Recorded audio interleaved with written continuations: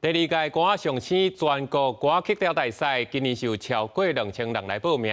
为着要鼓励家庭规家伙仔来做伙来唱歌，今年佫特别有开团体组的。今日伫高雄总决赛来看现场选手精彩表演。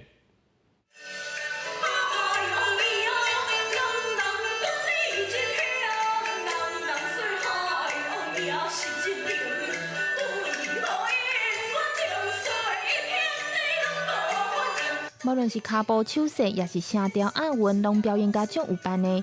第二届歌仔上星全国曲调大赛第三举办新人甲团体组的决赛，参赛者除了传统的曲调，嘛有人选择用轻松的曲调来表演。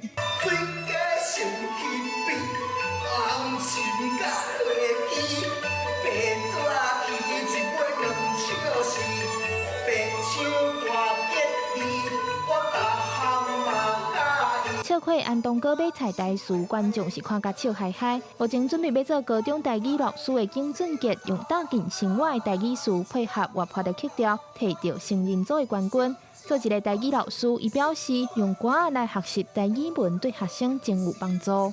伊会让甲所有的文吐音甲白吐音拢分甲清清楚楚，而且唱歌戏会当讲所有的代志。伊要看，伊要讲伊的心情，也是要讲今仔日伊即马咧做啥物代志，其实都全部都会当用歌戏唱出来，所以嘛会当考验学生对咱台语的语词的用法。不管是演唱还是演出表演的方式，互阮拢感觉真欢喜，感觉到哇，遮尔侪人介意歌戏，实在是太好了。